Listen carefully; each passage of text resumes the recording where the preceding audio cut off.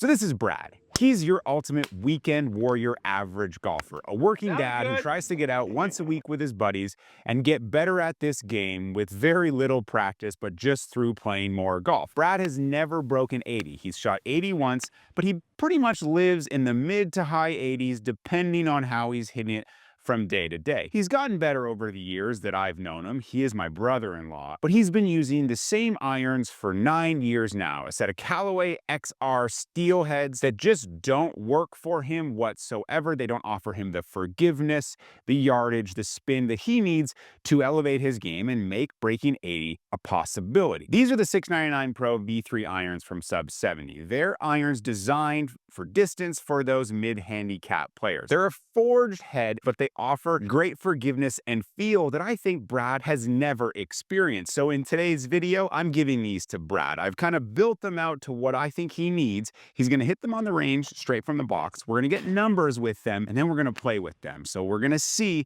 if just a better set of irons will allow Brad to get closer and closer to that goal of more consistency and finally breaking 80. So let's get into it and let's go to the range. So what iron would you want to hit first? Like fully first? 9-iron. 9-iron? Okay. Yeah. Just your first impression, like of the look of everything. We're like legit even taking the plastic off. That's sick. Okay. And you like, there's no, you got to tell me the honest truth. So when it's behind the ball, It looked good. the hossel's a little different. I like the way it looks. Cool.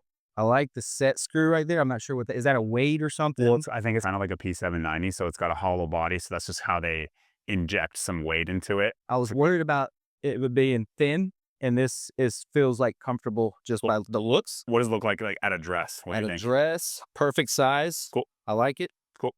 Let me see how it feels. Come on, baby. Oh, that felt really good, but the mic is on my, right here. I feel my mic. Can I move it on the back somewhere? Let's do that again. Because that felt really, really nice. Look at that. Put that in there. First strike. That was beautiful. There we go. Sweet. That was beautiful. So the shaft's a little heavier than what you've been using. I like the grip. Yeah, the grip's cool. Grip is amazing. A little heavy. Again, this is just straight up like first impressions. That was definitely a miss hit. Yep. I think right now I'm in the mindset of it's a new club, don't mess up. I just not swing it. Yeah. Okay, so how'd that feel? That felt great. Cool. That felt great. I feel like it went longer. Yeah, when we get into testing and you see numbers, it's going to blow your mind, I think. Yeah. Look at that. Look at that. I mean, that's a 9-iron. Yeah. And I know Brad's game. I know how far he hits clubs. And a little bit more technology, a bit more forgiveness, and just maybe a little better weighted firing shaft. It's going to blow your mind. That was butter. That was butter. Even right on contact all the way through. Look at that. So just a thin one, but okay. All right. You warmed up with a bit of 4-iron, so I actually want to see you hit 4-iron. Okay. I didn't think you were going to hit 4-iron, but the fact that you warmed up with it, I want you to hit it. I'm going to hit one more of these just because I want to feel it again. Yeah. Look at that. A good hit is really good. Yeah. But what do you feel like when you've mishit it? Does the forgiveness? When you mishit, the feel almost still feels good enough to where you don't even think it's going to mishit. Cool. So, and then you see it kind of fade off. So this is 4-iron. You warmed up with 4-iron, like I said. I didn't think you would. Haven't seen you hit many 4-irons when we golf, but hey. So I have in my mind like what your 4-iron was doing. So hit 4-iron. Dude, that's nasty. So hit a now, couple. can I hit a tee? Yeah, tee it up. Tee it up if you want. Just the first feel, you kind of want to really feel it. Yeah. Looks great. Cool. Actually, you can see the back side of it. I like that. Because I'm always worried about something thin in my hands. Would that make you feel like This is more. It's a more like unforgiving, like straight more. Seeing a bit of beef you like? More confidence builder, really. That was a miss hit. Yep. I was on the bottom of the club at the but that's still. I mean, that's what a super forgiving kind of game improvement iron should do. You thin it, shouldn't hurt your hands, but you still got some launch and some distance. Gotta get comfortable.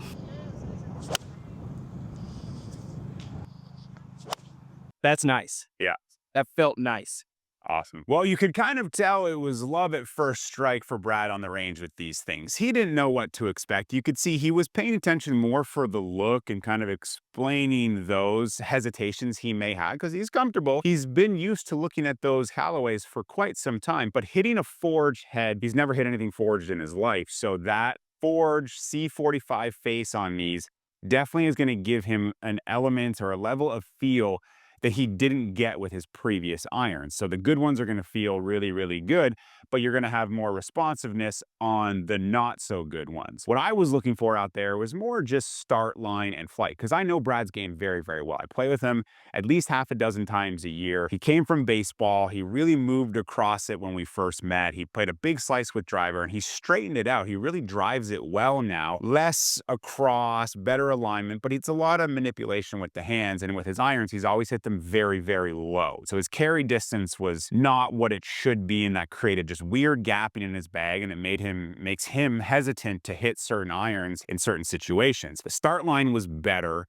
The fade was more consistent and the launch was better. The low one that he hits, if he mishit this, it didn't really happen. And then even when he did mishit it, it still felt so good to him. And he was like, oh, that felt good. And I'm like, dude, you caught that a little bit heavy. He was really falling in love with that forged feel. When I did build these or ask Sub70 to build them, I went with a Dynamic Gold S300 105 shaft. Knowing what he had in those Callaways, a True Temper XP 95 gram shaft, basically the stock OEM shaft that was built for those Callaways, I knew it was probably too light for him and just probably not the best profile. DG S300 I knew would help him get a little bit of launch and just probably more consistency in that start line. And I saw that after the range, though. We came in here into the studio and we got some numbers on his clubs and these clubs. And I knew what to expect. I don't think Brad knew what to expect. And this was wildly impressive, cool, and definitely eye-opening for him. So in here, I had him hit 9-iron, 7-iron, and 4-iron, and I wanted to get averages on good ones. I know what a good one is for him, but I wanted him to tell me it was a good one. And he says he hits his 9-iron 125 yards. He should hit his 9-iron further than that.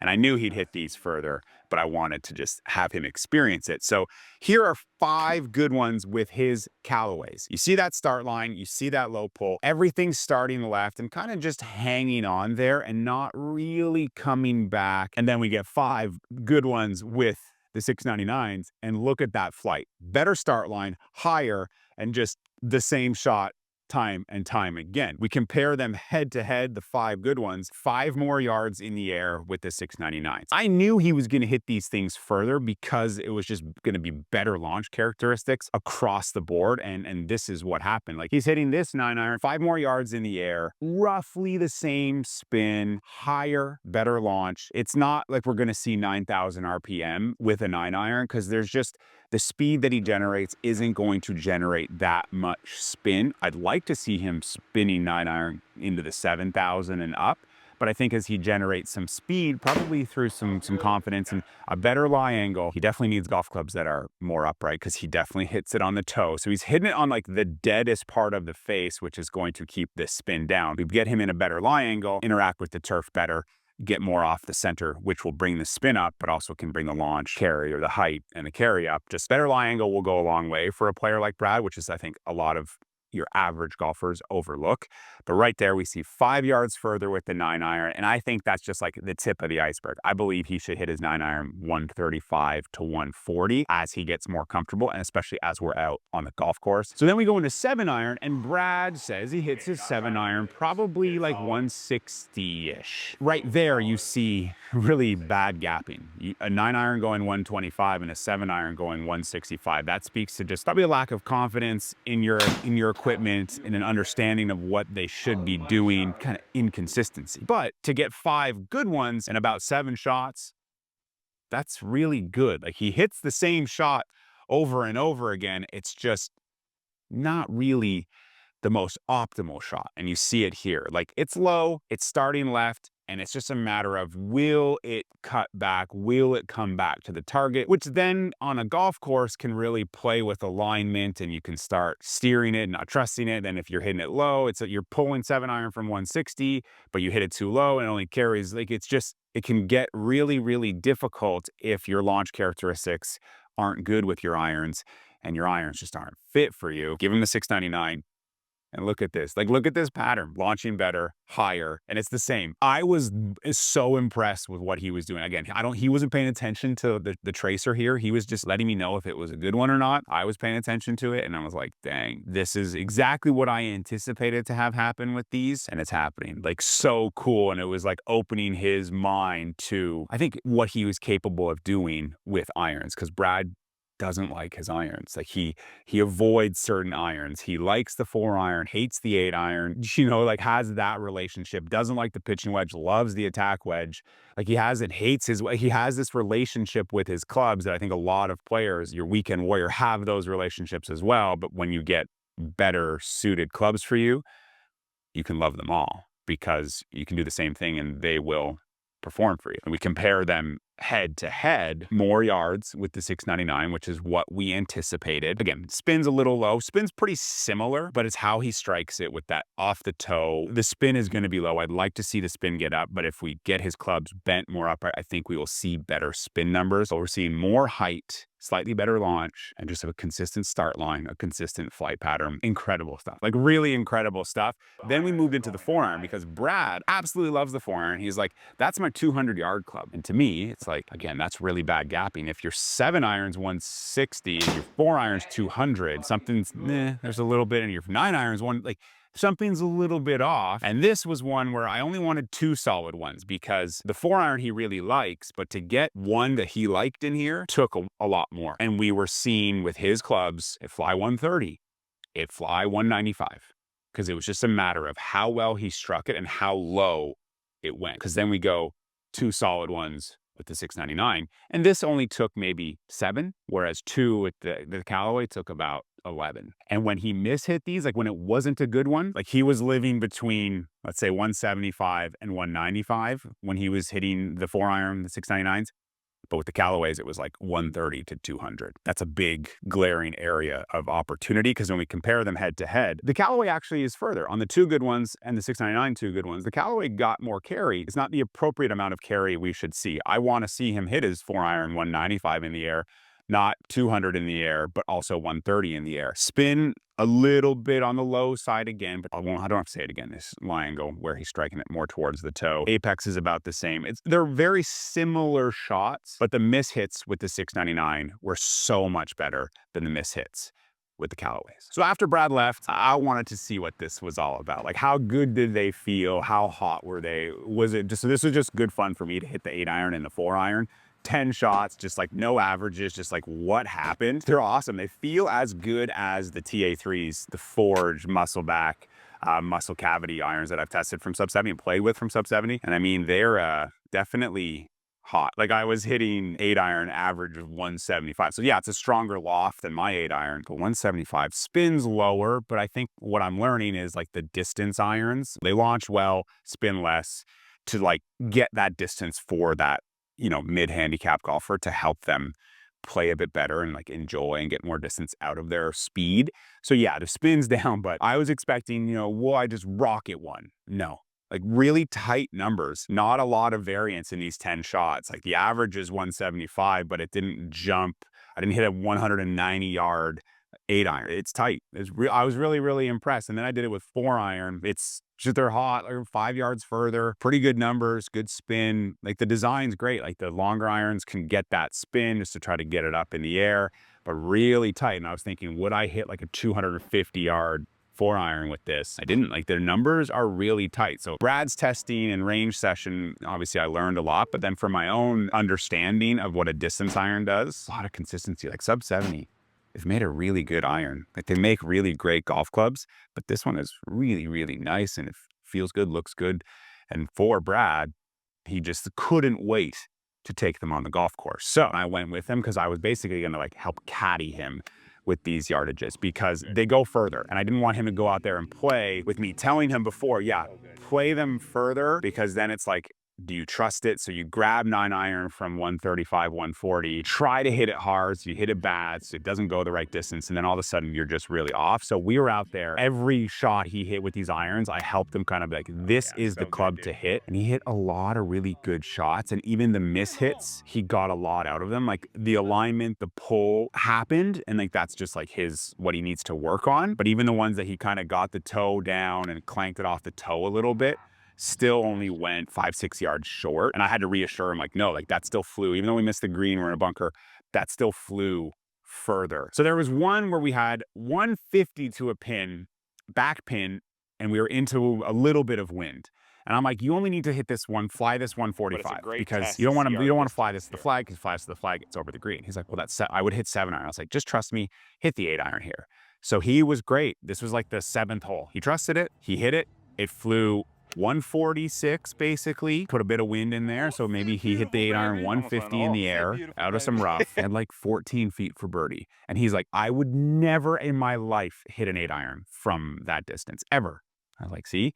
And I think the par 3 previous, I made him like, just trust me. It was like 186. I'm like, hit 6-iron. He's like, no, I can't. And he hit it to the back of the green. Like he hit it solid. So as the round progressed, it was really, really fun convincing him, and he was great. He was like a great tester, great subject. He just listened, trusted it. The 16th hole, par 5, he's at 300 out. He's like, I'll hit hybrid. I'm like, well, that's going to put you at 80 yards. You don't like 80 yards. He's like, no, I really don't. I'm like, hit 4-iron, because 4-iron we know is about 200 yards. And if you don't hit it well, we still have, 9-iron wedge in. So he lost it a little bit to the right. So he had 135 into the 16th hole, out of some rough, back pin. And I was like, dude, hit pitching wedge. He was like, no, I can't. I was like, just trust me. Hit pitching wedge. We were in the rough, and he's like, there's a tree. I'm like, the tree's not in your way.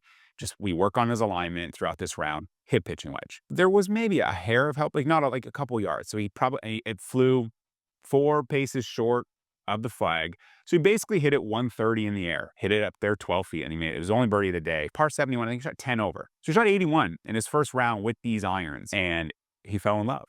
Like he absolutely fell in love. So all I need to do with these is get them a little more upright, probably bend them a degree, maybe 2 degrees more upright, just to bring that down a little bit and get that strike more to the center. And these are really going to help him. And I believe he can break 80 this year with these irons, because we're giving these to Brad. Sub70 is giving these to Brad. We've dialed in a great set of irons, a great costing set of irons. I mean, these are $300-400 less than the ones from the OEM, and they're just as high performing and high feeling and just as good as the stuff that we're seeing from Titleist, Callaway, Cobra, TaylorMade. But for $900, this set of irons, fully custom built, hand built to him. And when we talk about that, all of the stickers, when you get these, the weight is on there. It tells you like these are spec'd out, because we have seen from some DTCs, they're not spec'd out. And the swing weights and the head weights are all over the place. But that does not happen with Sub70. The quality control of their builds is so good. And hopefully Brad finally breaks 80 thanks to more forgiving irons, better launching irons, better flying irons, better distance out of his irons, better feeling irons. That all creates confidence, and confidence allows us to, play better golf. And when things are going well, keep it going. So let me know. Do you use Sub70 golf clubs? I'm a big fan of what they're making, and we're seeing it now. They make a great set of clubs for like the average weekend warrior. So sound off in the comments below, and we'll see you next video.